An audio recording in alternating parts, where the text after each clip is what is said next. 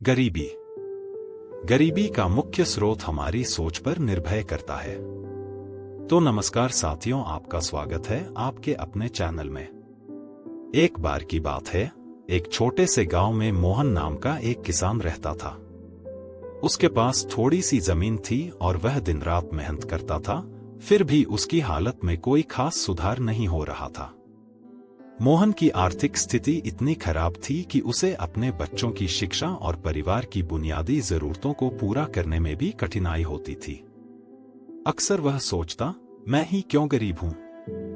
मोहन के गांव के पास एक विशाल और समृद्ध जंगल था। जंगल के बीचों बीच एक प्राचीन मंदिर था जहां एक साधु महाराज रहते थे। गांव के लोग साधु महाराज की बहुत इज्जत करते थे और अपनी समस्याओं का समाधान पूछने उनके पास जाया करते थे। एक बार साधु अपने शिष्यों के साथ मोहन के गांव से गुजर रहे थे। साधु ने मोहन को उदास देखकर मोहन से पूछा कि बेटे, तुम इतने उदास क्यों हो। तो मोहन ने अपनी उदासी का कारण बताया और अपनी सारी समस्याओं को बताते हुए पूछा, महाराज, मैं इतना मेहनत करता हूं, फिर भी मेरी स्थिति में कोई सुधार क्यों नहीं हो रहा। मैं ही क्यों गरीब हूं।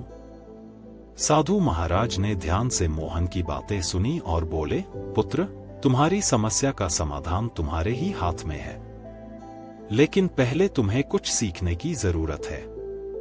तुम मेरे साथ जंगल में आओ, वहां तुम्हें तुम्हारे सवालों का जवाब मिलेगा।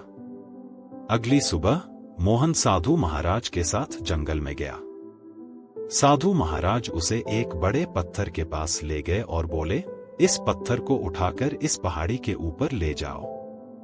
मोहन ने पत्थर को उठाने की कोशिश की, लेकिन वह बहुत भारी था। वह बार बार कोशिश करता, लेकिन सफल नहीं हो पाता। कई घंटे बीत गए, लेकिन मोहन पत्थर को हिला भी नहीं पाया। थक कर वह साधु महाराज के पास आया और बोला, महाराज, यह पत्थर बहुत भारी है, मैं इसे उठा नहीं सकता। साधु महाराज ने मुस्कुराते हुए कहा, ठीक है, अब इस पत्थर को छोड़ो और मेरे साथ चलो। वे दोनों आगे बढ़े और साधु महाराज मोहन को एक झरने के पास ले गए। वहां उन्होंने मोहन को एक कपड़ा दिया और बोले, इस कपड़े से इस झरने का सारा पानी इकट्ठा करो। मोहन ने कपड़े से पानी इकट्ठा करने की कोशिश की, लेकिन कपड़ा तुरंत गीला हो जाता और पानी वापस झरने में चला जाता। वह बार बार कोशिश करता, लेकिन एक बूंद पानी भी इकट्ठा नहीं कर पाता। थक हारकर उसने साधु महाराज से कहा, महाराज, यह असंभव है, इस कपड़े से पानी इकट्ठा नहीं किया जा सकता। साधु महाराज ने फिर मुस्कुराते हुए कहा, ठीक है, अब मेरे साथ चलो। उन्होंने मोहन को एक बड़े पेड़ के नीचे बिठाया और बोले, अब तुम मुझे बताओ कि तुम्हें क्या सीखने को मिला। मोहन ने कुछ सोचते हुए कहा, महाराज, मैंने सीखा कि कुछ काम ऐसे होते हैं जो हमारे बस में नहीं होते। हमें सही दिशा में सही प्रयास करने की जरूरत होती है। साधु महाराज ने सिर हिलाते हुए कहा, सही कहा पुत्र, लेकिन असली सीख यह है कि तुम्हें अपनी मेहनत को सही दिशा में लगाने की जरूरत है। जब तक तुम अपने प्रयासों को सही तरीके से नहीं लगाओगे, तब तक तुम्हारी मेहनत का फल नहीं मिलेगा। साधु महाराज ने फिर समझाया, तुम्हारे खेत की जमीन उपजाऊ है, लेकिन तुमने उसे सही तरीके से नहीं इस्तेमाल किया। तुमने नई तकनीकों और फसलों के बारे में जानने की कोशिश नहीं की। तुम्हें अपने ज्ञान को बढ़ाना होगा और अपने तरीकों में बदलाव लाना होगा। मोहन ने साधु महाराज की बातों को गहराई से समझा और अपने खेत में नई तकनीकों को अपनाने का निर्णय लिया। उसने खेती के आधुनिक तरीकों और नई फसलों के बारे में सीखना शुरू किया।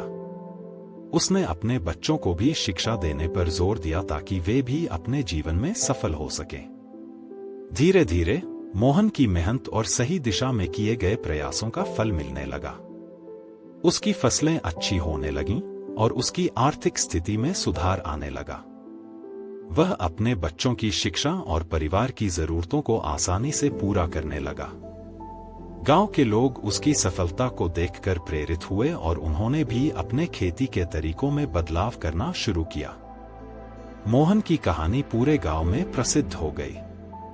लोग उसे एक प्रेरणा के रूप में देखने लगे और उसकी मेहनत और लगन की तारीफ करने लगे। मोहन ने अपनी गरीबी से निकलकर यह सिखाया कि सही दिशा में की गई मेहनत और ज्ञान की शक्ति से किसी भी समस्या का समाधान किया जा सकता है। इस कहानी का सार यह है कि गरीबी या कठिनाइयां सिर्फ मेहनत से नहीं, बल्कि सही दिशा में की गई मेहनत, ज्ञान और नए तरीकों को अपनाने से दूर होती है। अपने जीवन में सकारात्मक बदलाव लाने के लिए हमें निरंतर सीखने और अपने प्रयासों को सही दिशा में लगाने की जरूरत होती है।